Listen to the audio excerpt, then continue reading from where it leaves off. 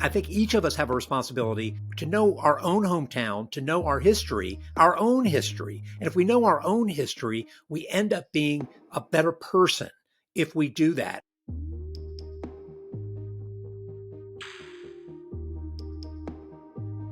All right. Well, it's an honor to chat with you, sir. I'm really excited to do this.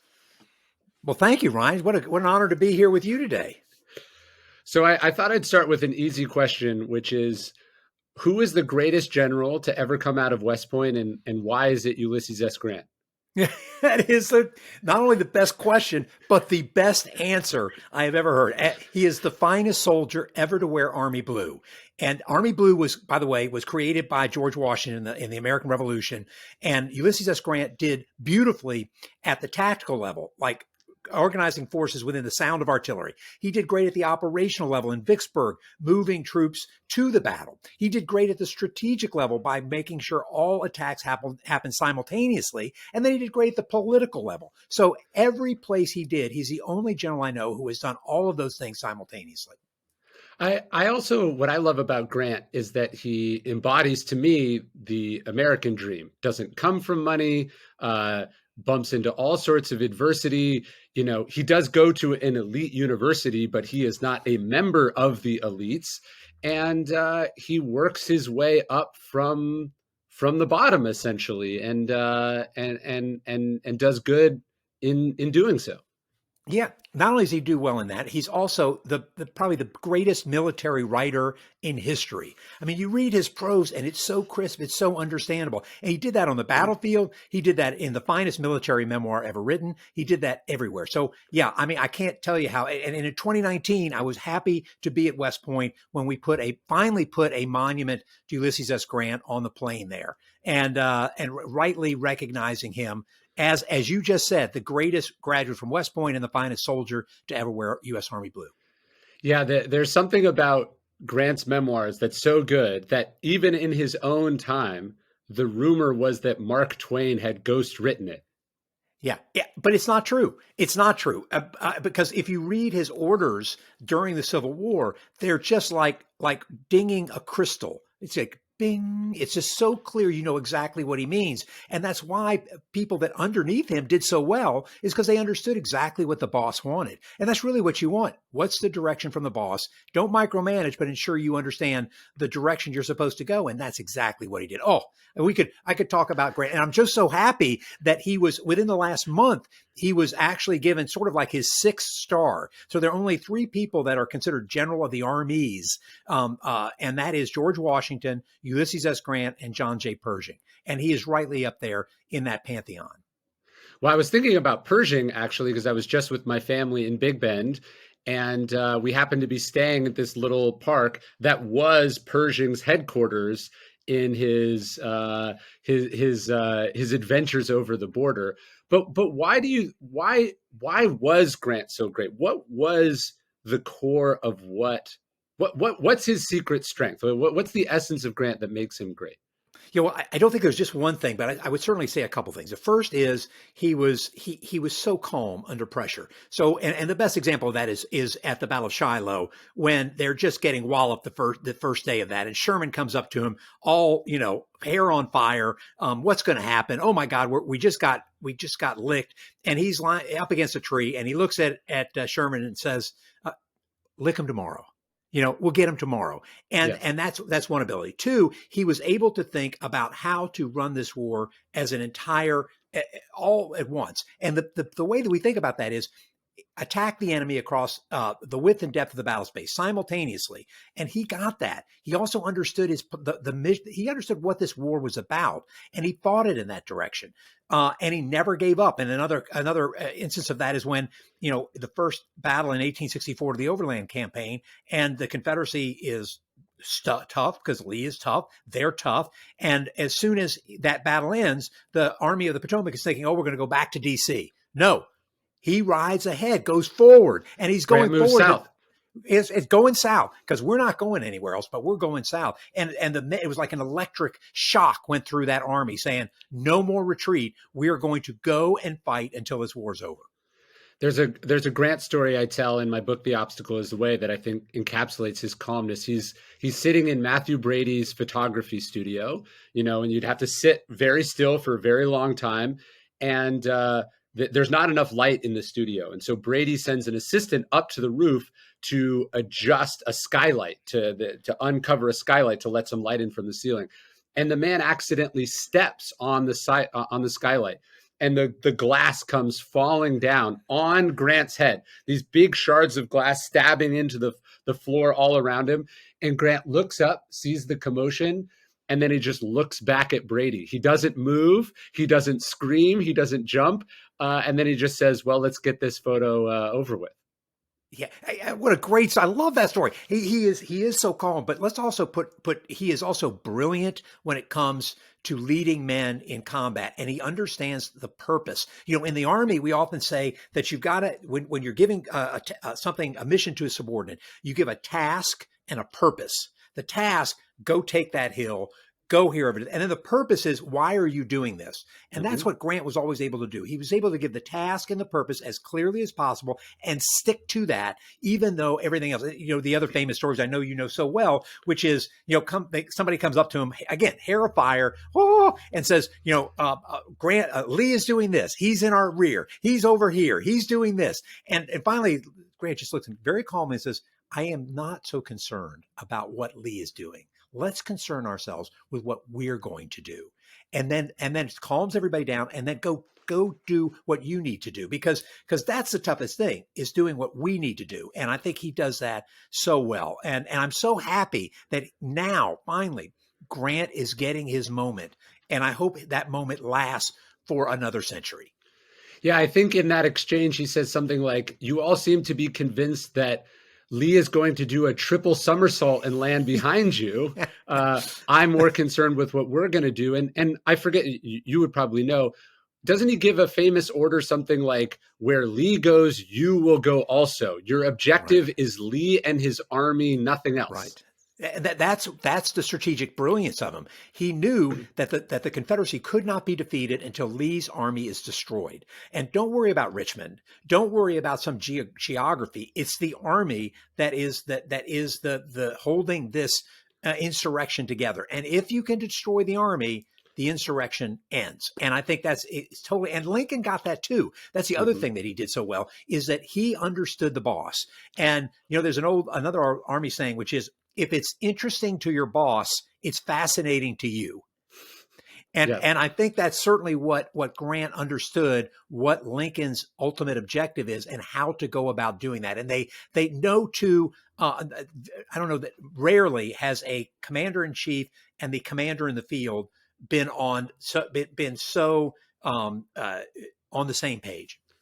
Yeah, I think you're right. What's interesting, I think, if you say someone is a strategic genius, that seems like it should mean they're creative and complicated, and they have this big sweeping, sort of grasp of something. What's so interesting about Grant, I think it's a counterintuitive statement about what genius actually is how simple and clear and straightforward his understanding of the fundamental issues at play in the Civil War, both understanding that it ultimately was fundamentally about slavery, fundamentally the war had transformed into an issue of right and wrong, that it was no longer about territory, that it was about the opponent's army, and then fundamentally understanding his strengths and the enemy's weakness, which is that the North had all the mechanical power, all the manpower, and all the money.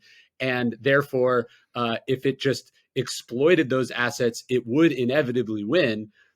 Grant understood it at almost, there's this saying on the internet, explain it to me like I'm 5. Grant understood the Civil War and managed to explain it to Lincoln and everyone as if they were all 5 years old, which to me is the mark of truly deeply understanding something. Yeah. One of the things I think he did so well is he understood, like in 1864, when he becomes a commanding general, is that he is going to fix Lee's army. And the only way you can fix it is to attack it. But by doing that, he allows Sherman to go and take Atlanta. And by taking Atlanta, that was what ended the war. So the war is not over until Lincoln is reelected. And the only way to have Lincoln reelected is to have a major point. And it wasn't him that did that. It was Sherman that did that with a minimum of bloodshed. But so he is both brilliantly simple, but to execute something simple is incredibly complicated. So, whether it's the logistics, whether it's multiple armies, and he's got, by the way, political generals, like Ben Butler and there's others that are just not as competent, but he's got to use them as well and not whine about it. So he really has both the simplistic understanding of what it's going to take and then the complex logistics, simultaneous movements across. Remember that they're fighting on a location that's twice the size of modern Germany and France. I mean, it is incredibly no army had done anything like this. So it's both very simple and incredibly complex. Yeah, there's an exchange with Lincoln for people who aren't sort of familiar with the strategic issues at play in the Civil War or the strategy that Grant and Sherman used to ultimately win it. I think Lincoln captures it perfectly in his sort of folksy way. He says something like, as happens out west, Grant has the bear by the hind leg while Sherman takes off the hide. And if you think about Grant as not just strategically understanding it, but having both the confidence and the security and the egolessness to take the unsung role that's going to get him branded as a butcher and branded as incompetent, and be really violent and terrible, while a subordinate gets the glory and the excitingness of the actual essential role. That is also strategic brilliance at another level. Right. And it's also when Sherman takes Atlanta, and it's Sherman's idea to do the march to the sea, leave his logistics behind, which Sherman and Grant had done in the Vicksburg campaign, leave it behind and just show the South that the white South. Remember, usually when we say the South, with the white is silent, but show the white South that that you cannot stop this at all. That's Sherman. And when Grant hears this, it's like, oh yeah. Oh, go do that. I like that. Yes. So It's also the ability to listen. I mean, they're just to read about Grant is to think about both warfare and leadership at just another level. And we have been so lucky. Think about that in our most important war, to have the greatest president in our history and the greatest general in our history simultaneously. How lucky are we as Americans to have had that at that time? Well, I could really nerd out with you about the Civil War, and I probably will here. But I thought of you actually this weekend. I told you I was in Big Bend. I thought of you this weekend as I was preparing for this interview. And I wanted to talk to you about something that's a little bit after the Civil War. By the way, I loved the book. I thought it was brilliant. I really, really enjoyed it. I think it's super important. And you might know where I'm going with this, but as we were driving, we went from Balmorhea, which is this beautiful state park here in Texas. It's got the largest swimming pool in the United States, spring fed. It's like 3 million gallons. It's this amazing natural wonder. Anyways, we're driving from there down to Big Bend, and we stopped at Fort Davis, the former Indian fort here in the United States on the San Antonio road that settlers would happen. And I'm walking around with my kids. We're showing them all these sort of collapsed old buildings. And we come across this chapel, and there's a little plaque there. And the plaque explains that this chapel was the site of the court-martial of Henry Flipper. And I thought maybe we might talk about that story a little bit, because it's fascinating to me. And I think is maybe the less explored history of what comes after the Civil War, which is really, really important. Yeah. So I think there are a couple things to think about. First, on a hopeful note, that there are enslaved people at West Point in 1861 that the superintendent at the time, P.G.T. Beauregard, brings. Less than 10 years later, there are black cadets there that are going to be commissioned in the U.S. Army. That is a remarkable turnaround to think. Yes. You go from enslaved to future officers in less than 10 years. But as the Army was forced to do this, and West Point, part of the Army, was forced to bring black cadets in, even though it didn't want to. And one of the two first ones, James Smith and Henry Flipper, came there in the 1870s forced by Ben Butler, who had sort of brought black soldiers into the U.S. Army at that early in the Civil War, and they come there and they are treated abysmally. James Smith fights for his rights. There's a new book coming out about him, and he is kicked out. Henry Flipper sort of it takes all this abuse and eventually becomes the first black graduate that is done. But he does this in the face of systemic racism that is just hard for us. He was silenced the whole 4 years he was there. And so, but he does graduate. And as soon as he goes into the Army, he is cashiered, court-martialed for he was wrongly accused of stealing and court-martialed and kicked out. And then again, hopeful is that 100 years later, he is that is gone, and Flipper becomes gets his second lieutenant commission back posthumously, and that wrong is righted, and there is an award at West Point for this now. There are busts of him at West Point, and he is seen as the hero that I think we all should see him. So there's both the promise of America, there's the racism of America, there's the promise again, there's this amazing American story, all in Henry Flipper. And by the way, he is from one other story about Flipper. He is from the same hometown, grew up right next door to another famous black soldier, Lloyd Austin, who is now Secretary of Defense. Wow, I didn't know that. Yeah, what I found so fascinating and heartbreaking, and also, as you said, inspiring about his story is here you have the first black graduate of West Point. Almost nobody knows this person's name. I'd never heard of him. I would have guessed the first black graduate of West Point would have been in like the 50s or something. And then what is he ultimately cashier? Why do the men go after him? It's because he's friends with another officer and that officer's wife, right? The crime is made up, but also exists only because one person actually wasn't tainted by the racism and the prejudice of the time. He treats his fellow officer as an officer and as a gentleman. But it also just struck me, you're walking around this fort in the middle of Texas. You don't think, oh, this fort was manned by black cavalry in the mid 1800s, because this is just a whole part of American history that doesn't really get discussed. And yeah, I just found the whole story to be totally fascinating. Yeah, the Buffalo Soldiers. The Buffalo Soldiers are an amazing story. They just put a monument up at West Point to Buffalo Soldiers in the last 2 years. And to read the story of the 9th and 10th Cavalry, and their exploits in Cuba, their exploits on the plains, and then eventually, before the desegregation happens in World War II, it's just an incredible story. And remember, we are a segregated society and we're a segregated army. And that's sort of what reflects in the treatment of them. And they were at West Point for 50 years and taught equestrian training there. And yet you can also go to the cemetery, and there's a segregated part of the West Point Cemetery where several of them are buried. So it is this story of America. And you know what? By telling us people that story, it makes us better citizens. It makes us more empathetic Americans to be able to understand the story of these great Americans, the Buffalo Soldiers.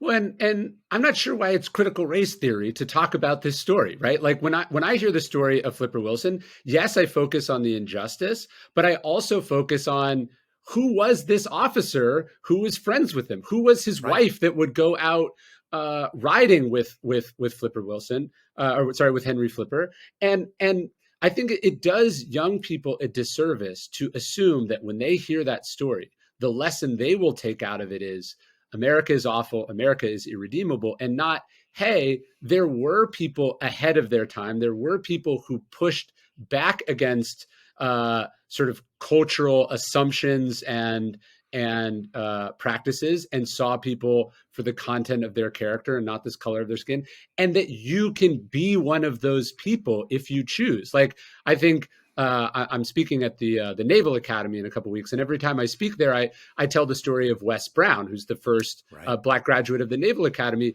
And the part I always tell about that story is not just the racism and the disadvantages and the obstacles that were rolled in front of that man's path, but I think of a young Southern plebe who walks up to him one day after he's been hazed and bullied and tried to be driven out, I think of Jimmy Carter throwing his arm around that man and saying, don't let them make you quit, right? There's inside these terrible stories of systemic justice, systemic injustice, there are also heroes and fundamentally decent people.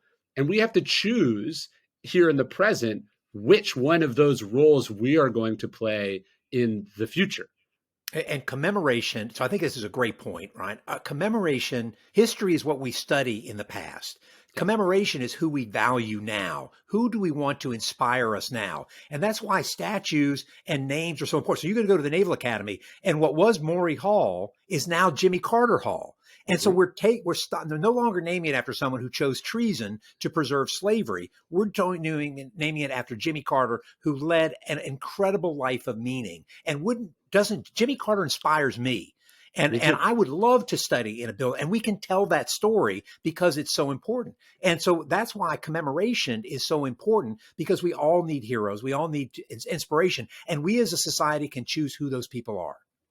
There's a great expression from Seneca. He says, none of us can choose our parents, but we can all choose whose children we would like to be.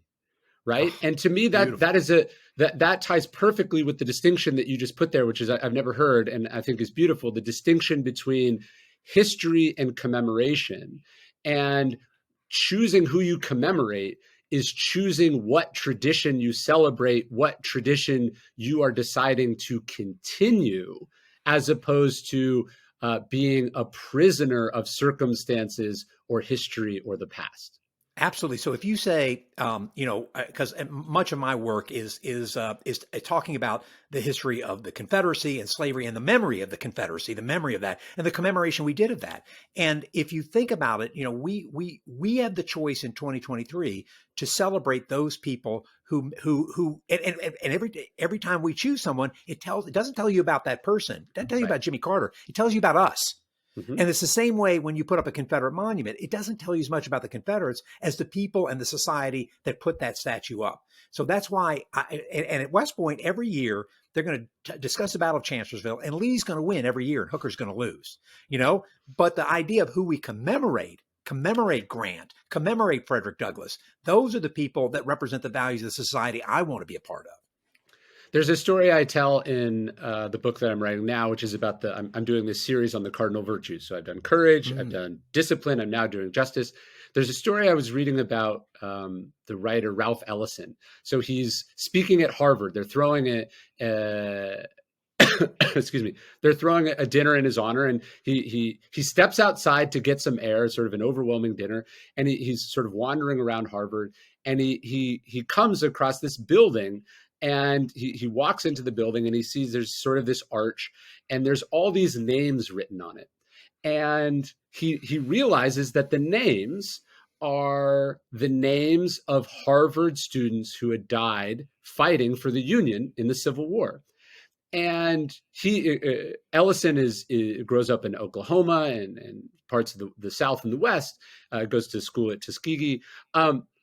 And it's kind of remarkable that this is like one of the first Civil War monuments that he's ever come across in his life that celebrates the Union, right?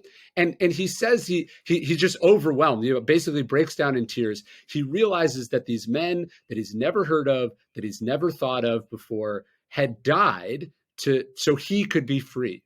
And he says he's conscious then in this moment for the first time of this debt that he has. This debt that he has to these great these great men and their sacrifices. And I think when we think about monuments and we think about what we commemorate versus what we don't commemorate, or what we do commemorate that we shouldn't commemorate, it really comes down to that. What is the debt you are trying to tell the future that they have to pay, right? What are the values that you're embodying, the statement that you're trying to make? And there is just a world of difference. Do you celebrate the courage, but the ultimate sort of pointlessness and unconscionable moral cause that is the Confederacy, or you decide to celebrate the equal courage and the sacrifice, but the inherent nobility of the people who tried to keep the country together and tried to eradicate a great evil? And I think that is what a great story. I love that story. And we should also remember that to me, it's not the Union, it's the United States of America. Sure. There is the United States of America and the U.S. Army fighting against an insurrectionist force that would not accept the results of a democratic election and chose armed rebellion. And then the next thing is they were the enemy. They killed U.S. Army soldiers to destroy the country that we love. And that's the thing. We love this country, and to think about those who fought in the U.S. Army to save the nation and destroy the evil of chattel slavery. They're good guys in this story, and they're bad guys in this story. It's just a fundamental moral difference. And I want to celebrate those who, like me, wore that blue uniform. We go back to the blue uniform. It's the blue uniform guys that are the good guys. To me, they're the good guys, and so we should celebrate them. And if we're not, then we should think carefully about what that means. Yeah, I think Frederick Douglass said something like, look, neither side was perfect. Both sides were fundamentally racist in their own ways. But he said, let my tongue cleave to the roof of my mouth if I make a false equivalency between these two causes, right? One was fundamentally evil and the other was at least on the right side of history. Man, do I love Frederick Douglass. I How could you read not? him all the time. I get my students read him, and I love what he calls the Civil War, the slaveholders' rebellion. Oh, is that amazing or what? And so I totally get that this is that understand, and that's what this lost cause myth has done, is to make it as though we just look at the martial valor of these two sides instead of looking at the purpose. Because if you hide the purpose of the Civil War, then guess what? They're morally equivalent. There is no moral equivalency in any way. But if you take slavery out, then it's blue and gray, Johnny Reb, Billy Yank. I remember I was walking through a university library. I was looking for some book in a project I was researching, and I came across like this big Civil War section, and they had a very old, probably 120, 30-year-old copy of what the U.S. had published, the sort of official war records, like all of the correspondence, all of the orders, the official U.S. history of the Civil War. And what struck me about it is that the title of said book does not call it the Civil War. It says the official U.S. records of the War of Rebellion. Yeah, and that's at West Point. There's a monument, 70-foot monument to the U.S. Army soldiers who died in the war, and that's what it says. First it says U.S. Army, and then the next it says to the War of the Rebellion, and that's the official name. But if somebody says war between the states, that's what Jefferson Davis, the president of the Confederacy, said, because he's trying to make it as though France and Germany were the similar. Remember, no other country recognized the Confederacy. Another one is the War of Northern Aggression. Well, that's just baloney. Remember, the Confederate States fired first at Sumter, and then the weirdest one, the late unpleasantness, which is another one they said. The troubles, yes. Trouble, the late unpleasantness. So. Well, just as I think people have to understand, just as you're watching in real time on the news today, people fight over the usage of words, one of which favors their cause and the other doesn't, right? Is someone an illegal immigrant, an illegal alien, an undocumented worker, a refugee, right? We understand that the words that one uses is this a pro-life? Is this anti-abortion? Is this pro-choice? The words that we understand that words are inherently politically charged, and the words that people use are often in pursuit of an agenda or a version of reality that they are trying to project. And nowhere was this battle both a hot and a cold war quite like the U.S. Civil War. Is it a war of rebellion? If you heard something called the War of Rebellion in Star Wars, you'd have one connotation, and then you hear about it in history, you think, oh, the other way, right? And so how the words that we use to describe these things, especially when so many of the names and places and causes are unfamiliar, it's a subtle way of manipulating and obscuring what was actually going on. Totally true. The words we use so matter. And that's why, for one of the ones that I use is treason. Treason, Article 3, Section 3 of the Constitution there's only one crime in the Constitution, and that is levying war against the United States. clearly what the Confederates did, and many of them were, like Lee and Davis, were indicted after the war for that. Never actually convicted. But so yeah, these words matter, and some of the words also matter, like a plantation. When we hear the word plantation, we often think of Tara and Gone with the Wind, and the wind whispering through the Spanish moss, and a Scarlett O'Hara saying fiddle-dee-dee on the porch. Well, no, a plantation was an enslaved labor farm, a site of mass atrocity, a place of rape and murder and families being sold apart for profit. These are gulags. And so the idea of what the language we use really matters in how we visualize something. So I'm so happy you talked about that. And what you call the war, what you call these plantations, what you call either side, they really, really matter. And it changes our conception if we can do that. That's why I say treason for slavery. That's why I say U.S. Army, never Union. Yeah. And let's say you're watching the events of January 6th, right? And you're watching in real time how people who are complicit in that, or for whom the awfulness of that day is politically inconvenient, you're watching as they use words to minimize or mitigate or dismiss what happened, right? And some of this is straight up sort of political self-interest. And a lot of it is just what psychologists call cognitive dissonance. Nobody wants to be complicit in something bad that's happened. Nobody wants to be guilty. No one wants to have to atone or change or confess. And so nowhere would there be more cognitive dissonance than a scenario where hundreds of thousands of people fought to preserve a fundamentally indefensible thing, right? The owning and the raping and the killing of other human beings. No one would want to own up to that. And certainly their children and grandchildren would struggle the most to own up for it, because you love your dad, right? You don't want to, if you're a Southern woman 30 years after the war, want to have to see your father as the bad guy. And so much of the lost cause to me is just cognitive dissonance projected outwards in the world. And we have been fighting that ever since. Well, I think some of that is true. And this lost cause myth is absolutely, part of it is true, but part of it is it has a pernicious purpose. So the idea that you would say that the Civil War wasn't about slavery, that slaves were happy in their condition, that it was a good thing. This comes in the early 20th century. And you put Confederate monuments up in the early 20th century, and it's the same time that lynching reaches its height. 1890 to 1920, every Southern state redoes its constitution to disenfranchise Black people. And this terror campaign enforces it all, even though there was biracial democracy during Reconstruction, 1865 to 1877. So this new thing that comes between 1890 and, let's say, 1920, and continues even after that, the pernicious purpose is to creates a racial police state, an apartheid state whose purpose is to enforce white political power at the expense of Black people. So there is a pernicious purpose that is created by this, that this lost cause is the ideology of a white supremacist society that ensures the political domination of whites over Black people.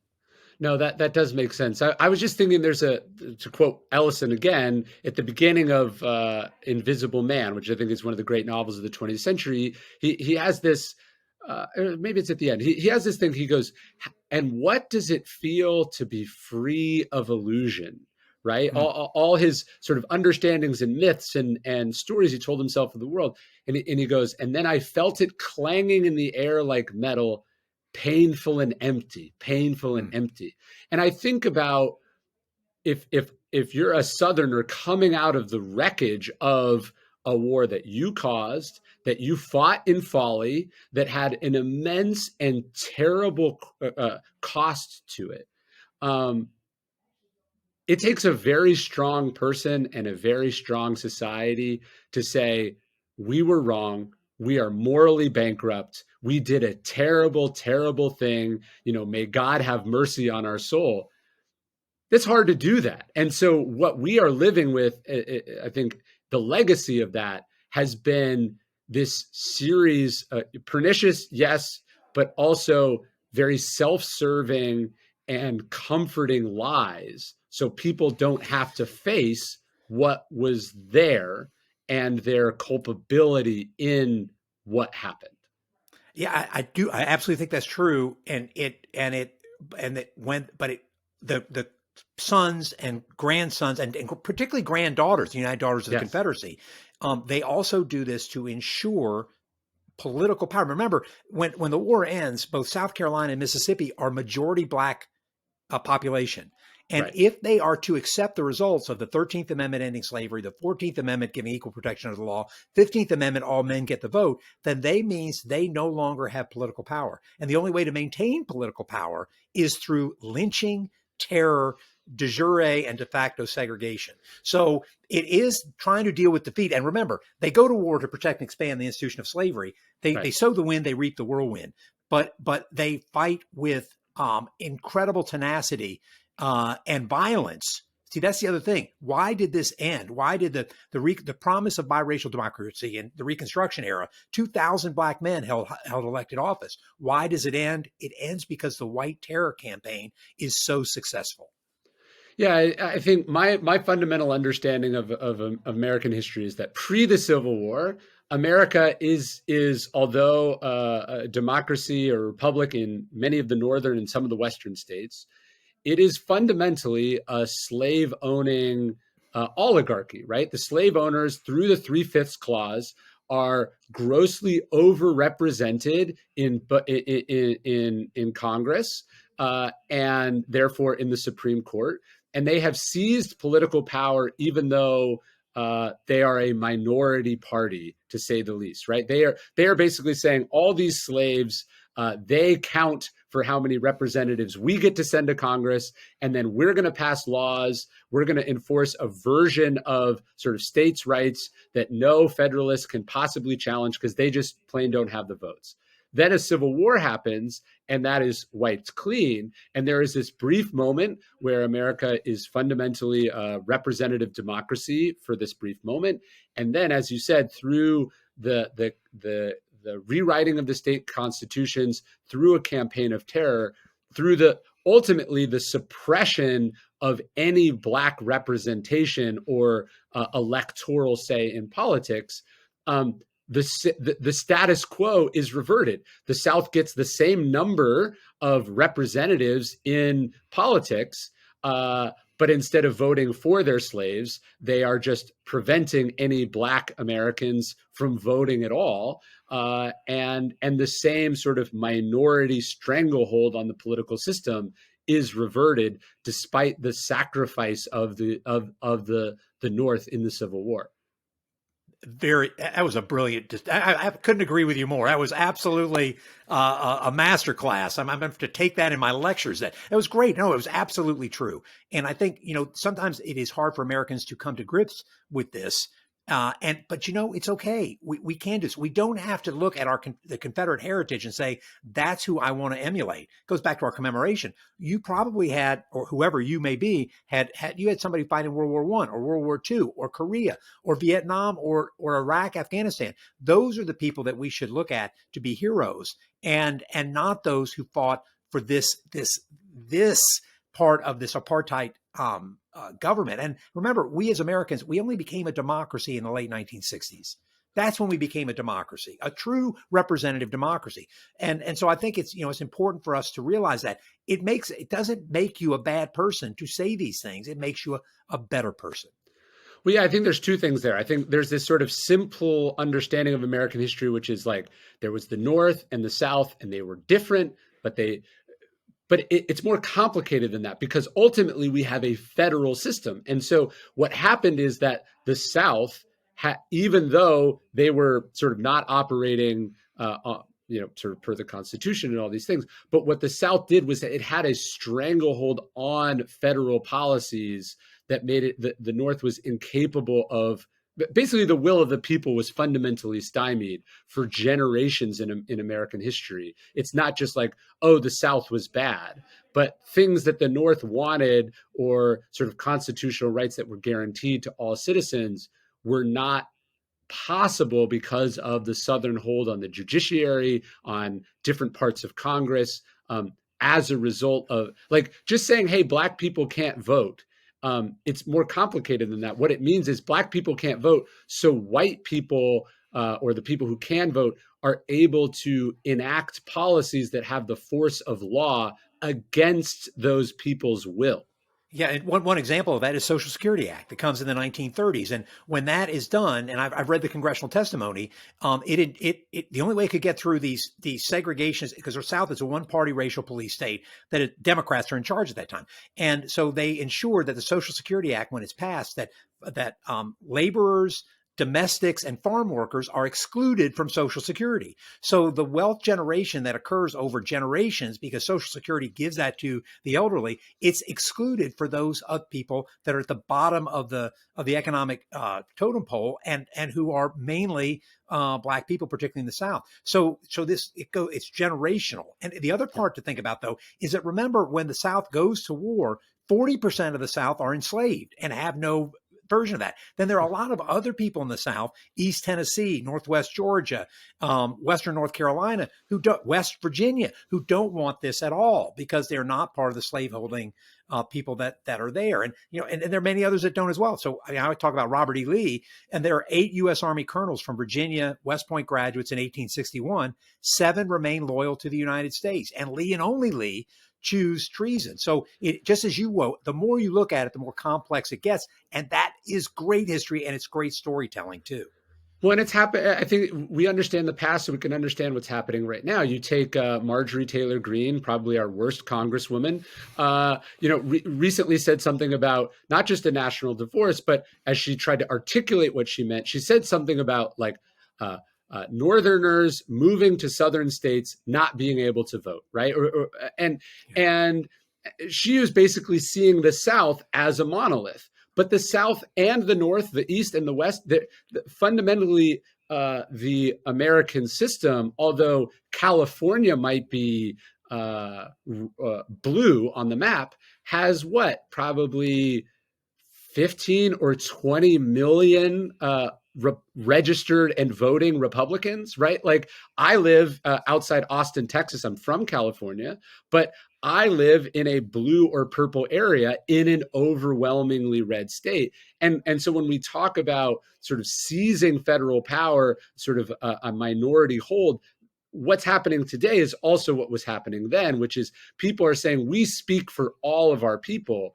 They fundamentally don't, and they are enacting a minority agenda at the expense sometimes of a majority, but sometimes just a sizable other minority. And that's what it was fundamentally about. It was about political power that doesn't have to be accountable to the people that you don't like. That is exactly it, and that's what the enslaving class was doing in the South. It's what they did during the Lost Cause and the era of segregation. And we keep saying states' rights. Well, remember, states' rights during the enslaved era was the states' rights to have slaves. That's the only difference between it. And if we say states' rights now, I think what you did a great job of saying there is, if you go to Texas, if you say it's the state that gets to figure out, then you're disenfranchising big cities. If you go to the city and they say, no, it should be cities that do that, you have the same thing, because we're just such a huge country, 340 million people. No matter which way you do it, somebody is going to be a minority, wherever you do that. And that's what's so terrible about what Marjorie Taylor Greene was saying about secession or about, our states. No, it doesn't work that way. And to think about that is both crude, it's terrible, it's un-American. I keep saying it's un-American, is what she's saying. And because I'm not going to let her say, hey, what she's saying is patriotic. No, that's not patriotic. You could, and I love the quote by James Baldwin, one of my favorite writers, who said, I love my country more than any other, and therefore I retain the right to criticize her perpetually. Because that's what love of country means too. Well, I thought we were talking earlier about Grant's fundamental understanding of the Civil War and how brilliantly he writes about it in his memoirs. What really struck me, what changed how I understood the Civil War, is something Grant says in his memoirs, which is he basically says, look, maybe you can make some complicated, I don't think legally correct argument that some of the original Southern 13 colonies have the legal right to secede. He's like, maybe you can say that. He's like, but Louisiana was purchased by the federal treasury, right? Texas was acquired in a federal war, right? And all these different ports, whether forts, whether we're talking about Fort Sumter or the fort in Mobile Bay, these were not Southern forts, just as Fort Hood is not a Southern military base. These are properties that we own in common, right? Big Bend is a national park in Texas, but you own it as much as I do, just as someone living in Oregon owns. These are things, what America is yes, it's a collection of states, but inside the collection of states is things that we hold in common, not just rights, but also property and investments and, armies and different properties. And so I think fundamentally what Grant sees the war as, which I thought was an interesting way to do it, was the illegal theft of property and assets that were owned by the whole of the United States. And the army went down there to get our shit back. Right. Well, the other thing he says, which is, will democracy win? So will the idea that elections matter, and when elections happen, then you accept the results of election, or will it be that every time you have an election that you don't like, you will not be willing to accept that? So he gets that. He also gets the fact that, again, this is an insurrection. And that's what they said back then. They said treason. They said insurrection. This isn't a presentist argument. I get accused of that all the time. Yeah. This is an argument that is talking about what they said back then, which is just as you said, they seized federal territory. Robert E. Lee resigned his army. Can you resign your army commission and then go kill U.S. Army soldiers? No, you can never do that. That's treason. It is wrong. And that's the other thing about, sometimes we just get confused that sometimes things are morally wrong, and being treason for slavery, wrong. Right. I mean, I can understand that Lee faces a vexing choice, right? I can imagine him falling down on his knees, deciding this way or that way. But again, to go to what Douglas said, it's also very, very clear and should not be controversial that he made the wrong choice. It was a vexing choice. A lot of people made the wrong choice, but that doesn't excuse him as the individual from making what was obviously the wrong choice. Yeah, and other thing to remember about him is a couple of things. First is he got 2.5 years of paid administrative leave from 1859 to 1857 to 1860 to run those 3 plantations. So he was a slave-owning plantation owner. The second thing to remember is his army was an immoral army. Its logistics were enslaved. The third thing is, when it went north in the Antietam and Gettysburg campaign, they captured free Black people and brought them back down for sale in the South. And then after the war, when he testifies before Congress, he says, they say Mr. Hopefully they say Mr. Lee, because he was a colonel in my army, wasn't a general. And they say, what should we do with the Black people in Virginia? And he says, if it was up to me, I would kick them all out. This is in 1866, that wants ethnic cleansing in a huge way. So, those aren't the values. We go back to commemoration. This is not the values that we as Americans should cherish. It's it's Grant that we should cherish, not Lee. It's interesting, though, as I was thinking about this as I read books like yours, and I don't know if you read Clint Smith's How the Word is Passed, which is an amazing book. And then obviously I did deep dive in all the primary Civil War sources. What I came to think about was on my mother's side, my great-grandfather fought in the German army. And on my father's side, my grandfather landed at Normandy. So I never met my great-grandfather, but I did meet my grandfather. And when we think about who we're going to commemorate, this idea of commemoration versus memory, when we think about whose children we're going to be, it seems pretty straightforward to me. Which of those sides of my family tree am I going to decide represents who I am, right? I don't wake up and feel guilt that my grandfather or my great-grandfather fought for the wrong side in a terrible thing, because I focus instead on my grandfather who did do the right thing. And that seems like a very clear choice to me. And I also say to people, look, if I told you I was going to Germany to put up a statue of my great grandfather, you'd be like, something is wrong with this guy, right? You'd see me as a Nazi. You wouldn't be like, oh, I'm just celebrating my history. But it was interesting. I was talking to my mother a few weeks ago, and she said something about, she's like, when my grandfather came back from the war, it was so terrible.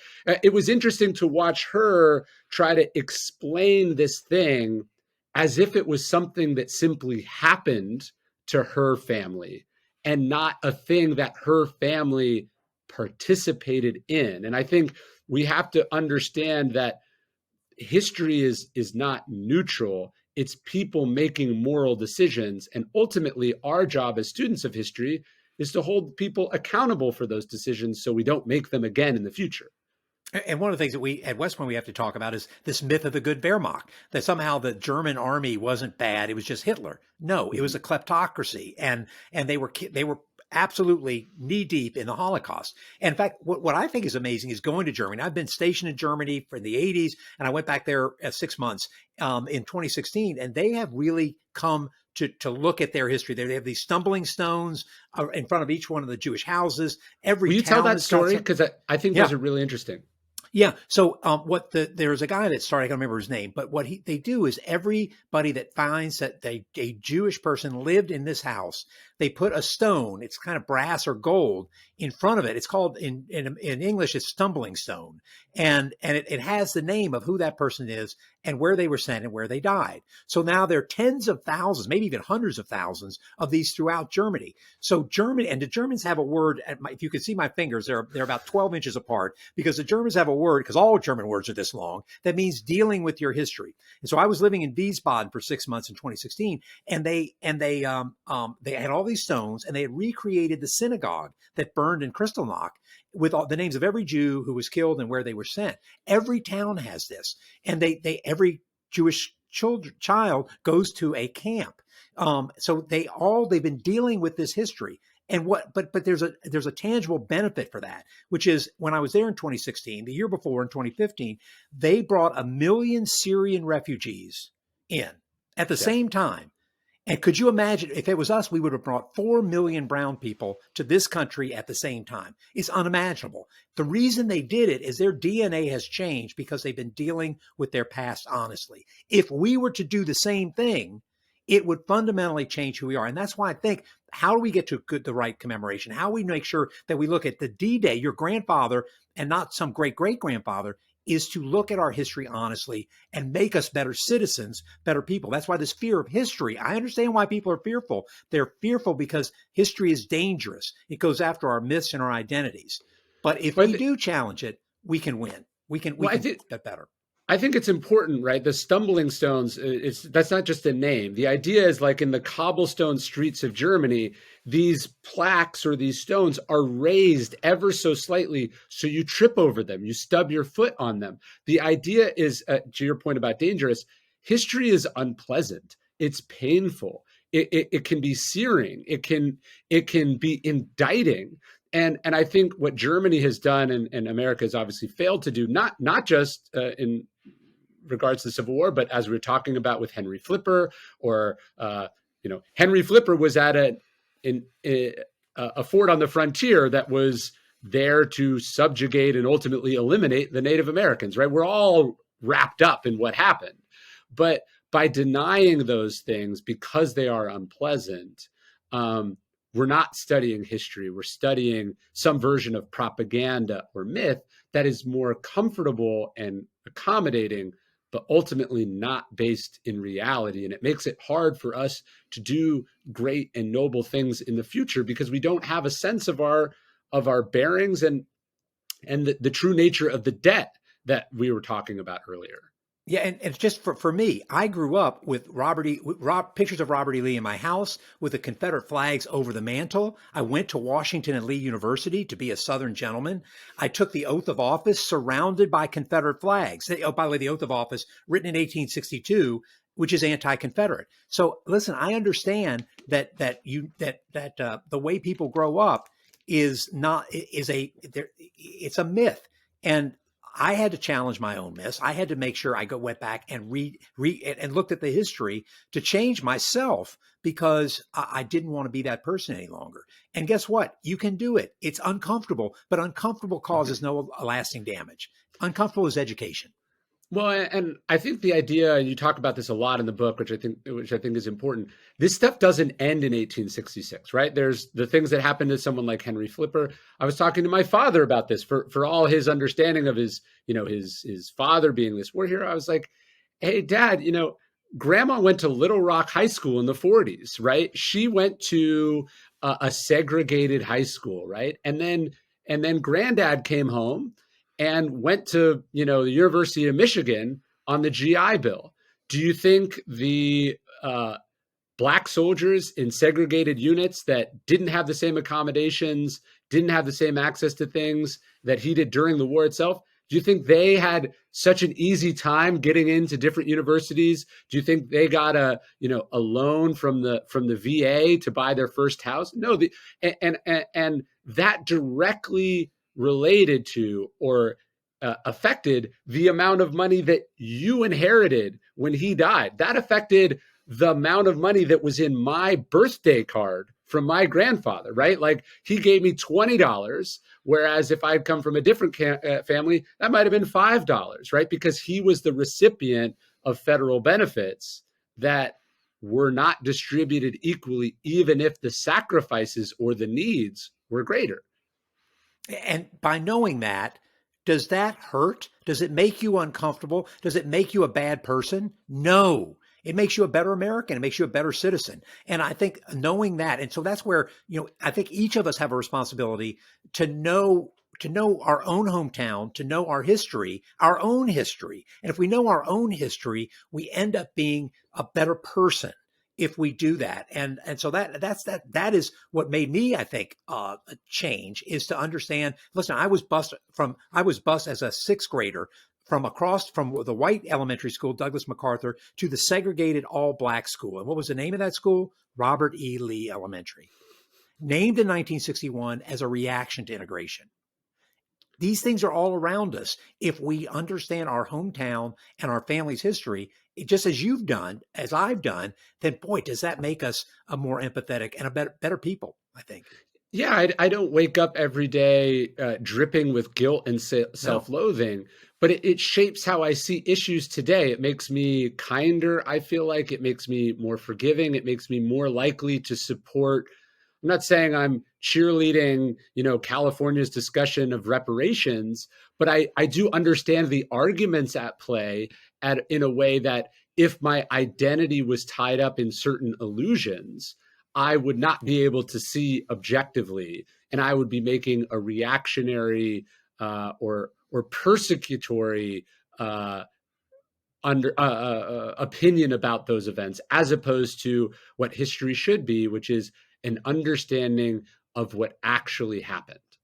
Right. And that's why people go after history, and why, whether it's K through 12 or now even higher ed, and say, listen, here's the only thing you can teach, because it goes back. History is dangerous.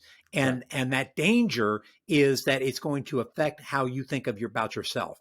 And instead of embracing that, there are people that are fearful of that. And I feel sorry for them when they do that. But it does have policy ramifications.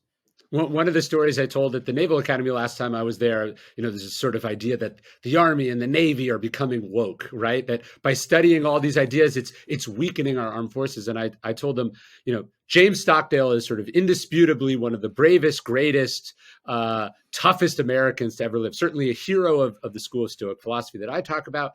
And I told them that when Stockdale was sent by the Navy to Stanford, he was introduced to two ideas which shaped his experiences in the Hanoi Hilton. One, he was given the writings of Epictetus, which changed who he was and allowed him to endure this terrible thing. And he also took a class on communism. And he said, I read Marx in the originals, right? And he would joke after he got out that when he would be interrogated and there was attempts to indoctrinate and break him by his captors, he said, I got in all sorts of debates with them about communism because I was more familiar with the ideas than they were. He was like, I'd actually read Marx, and they had just been given, refractions of refractions of refractions of party doctrine. And I go, look, James Stockdale was not afraid to get uncomfortable and go to the primary text to read, potentially even propaganda itself, right? Because he knew who he was and he knew what he stood for, and he knew he had a strong sense of right and wrong. And the idea that one is woke or weak or soy or whatever slur you want to come up with to study these original ideas and familiarize yourself with them. The snowflake is the one who wants to prevent people from doing that, right? Not the other way around. Totally true. You can't read something because it's gonna cause you. I mean, what? Oh, I'm so weak, and so that I can't read about what critical race theory is. I can't read about systemic racism. I can't read about whatever it is. I mean, come on. The other thing is there's this thing called the internet, and it is all available on there. And I think about the crash courses. Clint Smith is now doing the crash course on Black history. These are all amazing resources. And it's as though, do you think your kids aren't going to get this from some other place? It is mind boggling. But this idea of what history is and what Americans mean is so fraught for some people that they can't look at it honestly, and they don't want anybody's kids to look at it honestly. But man, to me, that is not the America I want. I want people to open. That's why we have a great society. That's why we're a great nation, is because we're open to all these ideas and to try to shut it down. And we've done this before. The Know Nothing Party, the Red Scare, the McCarthyism. We have these nativist periods where we want to shut it down, but it's always to our detriment. Yeah, I mean, another great West Point graduate. I think Eisenhower said at sort of the height of McCarthyism, they were trying to ban, Marx and all these books from these different American embassies. And he was like, I kind of need our diplomats to be reading these books, right? They have to be understanding what the other side thinks and why they understand it. Just as one of the reasons that both Churchill and FDR, I think, were so able to see what the threat of Hitler was and to take it seriously was that both of them had actually read Mein Kampf. FDR read Mein Kampf in German, right? His English publisher, I wrote a big piece about this, I'll send it to you, but the publisher of Mein Kampf in America, which was Houghton Mifflin, still exists to this day as a multi-billion-dollar company, had published sort of a light version of Mein Kampf where they edited out some of the terrible things. And they sent it to FDR, and he sent them back like a scribbled version. And he said, I've read this book in German. This is not what Hitler is talking about, right? So when we go fearlessly and we look at the original sources and we understand what evil is saying and thinking, we're actually equipped to do something about it or prevent it from happening again.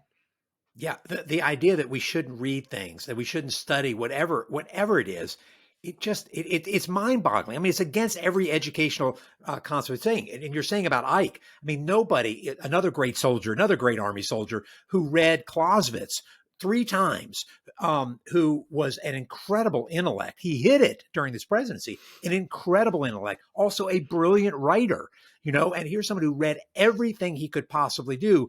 And who knew more about, read the Bible 3 times because that's what he had as a kid in Kansas. Reading more, everything is better. It isn't a hard thing. Read more about everything, and the idea that you're going to limit it is just drives me crazy. Well, you talk briefly about Truman in the book, and I think of Truman as again, whose children do we want to be? Here you have a guy, as you say in the book, his grandparents owned slaves, his parents were racist, his mother refused to sleep in the Lincoln bedroom because she didn't like the Yankee that had, ruined her family's life. And yet it was not just Truman's experiences. His best friend that he meets in the army is Jewish. The state of Israel exists because basically Harry Truman had a Jewish friend. It's the stories he reads in the news. It's the books he reads about the true ideals at the core of American history and of the Enlightenment that I think eventually get him to a place where he can be at least according to his time, progressive on the issue of race. Still by no means perfect, and was fond of saying the N-word casually and other things of this nature, but was able to make some real steps in the right direction because of the reading that he did, because he wasn't intellectually captured by the place and time that he grew up. Yeah, I think it's a great point. And, anytime somebody goes into a job that is that thing, that important, you basically everything you read before that is going to prepare you for that job. Because once you're in Yeah, that kind of job, you rarely get a chance to read as much as you want. So I sure. think it's something for both policymakers, for students to understand that you're basically building up your intellectual bank, your capital when you're not in one of those jobs, so that when you're in one of those jobs, you can then, whether it's in combat or whether it's in policy, that you can use all that when you need it. But if you're not preparing for that by reading widely, broadly, then you are not going to be prepared when you get into that role. And Truman's a great example of that, of seeing the moral degradation of racism, whether it's the blinding of Sergeant Woodard, who was blinded in South Carolina, people were not convicted of it, or in my hometown of a mass lynching where no one was indicted, that it also touched his moral center. And that also led him to action. And, we're just coming up on the 75th anniversary of Executive Order 9981, which ended segregation, or started to end it, in the Army. And again, something that we should look at Truman and say, here's a hero. Let's emulate him, not Jefferson Davis. Well, as Truman said, not all readers are leaders, but all leaders must be readers, right? And that building that bank is so important. The other quote I love is from one of your fellow generals, General Mattis. He said, "If you have not read hundreds of books, you are functionally illiterate." Yeah. Yeah, it's so true. And, you think about this, that we military folks, that somehow that we're just going to be all brawn. But there's an old saying that the most important 6 inches on the battlefield are between the ears. It's that intellect that's going to make the difference. You have to be in shape, but you have to be smart, and you have to have that bank of books read before you get there. Well, one of the more recent translators of Marcus Aurelius, both a general, a reader, and a philosopher, he renders the Stoic concept of sort of reason or our mind. He renders that as the command center, right? That this is the command center on top of the command center, and if you haven't put the right inputs in there, your ability to make the right decisions it's going to be wrecked. And I think you can make an argument that that's fundamentally what happens to generations and generations of Southerners, is that, bad info gets in there and it corrupts. It's all fruit of the poison tree that was, this idea of white supremacy, which goes to the very beginnings of this country, unfortunately. Right. But you get Jefferson, who at the Constitutional Convention is writing about the evil of slavery. And then by the 1850s, you have Hal Cobb from my hometown of Monroe, Georgia, saying it's a positive good, Calhoun saying it's a positive good. And you read the secession declarations of the Southern states, and it says slavery is a positive good. Slavery is the best form. And that the lost cause, and white Southerners get away from that. But that's why you must link the most important event in American history, the Civil War. You've got to understand the purpose of that. And you can't walk these battlefields. You can't read these books without having that fundamental cause in your mind every time. Otherwise, it's X's and O's. It's a football game. This isn't a football game. Well, as we wrap up, I've got another softball question for you, which is, who is the best writer about the American Civil War, and why is it Bruce Catton? I love, it is. Bruce Bruce Catton is such a great writer. And I can't remember who his research partner is. He had a researcher who worked with him the entire time. And he, there's something that comes about when you read Catton, is that you can smell the gunpowder.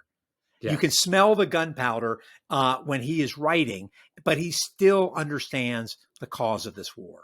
And that's the other thing that he does. He has the cause of the war, unlike Douglas Southall Freeman, a white Southerner, or some of these other people, is that Catton does that. And I got to give a shout out to James McPherson, who is the Battle Cry of Freedom, absolutely incredible. David Blight, who's writing about the Civil War memory, also incredible. So we have great Civil War historians writing now, but they all got started because they read Bruce Catton as a kid. Yes, This Hallowed Ground is one of the great books of all time. A Stillness at Appomattox. You really can't go wrong with any of them. I think he, of all the Civil War writers, understood the fundamental greatness and brilliance of Grant more than basically any of the others. And if you think about when he was writing it, it's much more impressive. Yeah, and in fact, they just came out with new editions of this. Gary Gallagher at UVA has just come out with new editions of Catton's books, and they are everything. They're everything and a cup of coffee. Let me tell you, they really do. I always think about that. The smell of gunpowder. If you're right, because we think about writers, and you do a great job of this too. We're competing with YouTube and Netflix when Yeah. you're writing. And the idea that and Bruce Catton, man, he competes. I'm telling you, that guy, you would much rather read his stuff than watch the latest Netflix show. Now, some of these you're like, did where that was a sentence that a person wrote? That is one of the most incredible. You're right. It is a testament to the power of narrative, fiction or nonfiction. It is just so good, and not really about the X and O's fundamentally, but about what was happening, why it was happening, and who the people were making those decisions. It's the people, because you know this as well as I do. When you're writing, if you don't have people that you care about, Yeah, even if you hate, if you don't have yeah, people you care about in those books, then it's not interesting. We humans want to tell, and that's the other thing. Facts don't change people's minds, but storytelling does. And yeah. good storytelling will change people's minds about the Civil War. It'll change mind about everything. That's the way you've got to do it.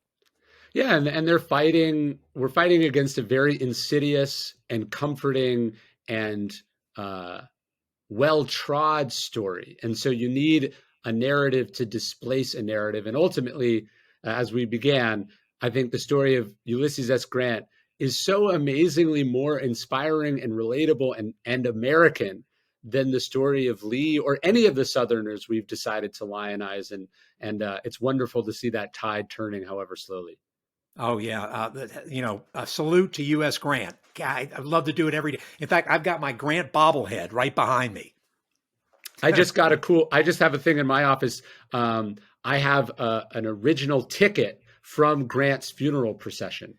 Oh wow. Oh, I It's a will tell nice you one more memento story. mori. So, in Yes. fact, when the funeral train is coming by, the West Point cadets go across the river to Garrison, and the entire corps, they're wearing black armbands, and the first captain at West Point, the first captain is the cadet in charge, and he comes to a salute. And who is that first captain? John J. Pershing, Cadet John J. Pershing Wow. is the one Wow. that does that salute, leads the cadets as he goes as the funeral train goes into New York City. Who ultimately leads black troops in battle. He does. He leads black troops in battle, but then he is the one that gives away the 93rd Division in World War I because he does not want to have black troops fighting for him in World War I. It's this up and down of American history. There's a great story and there's another story. Yes, yes. And we got to look at both. General, thank you so much. This was incredible. Thank you so much, Ryan. What a great way to spend an afternoon. I really enjoyed talking to you. Thank you.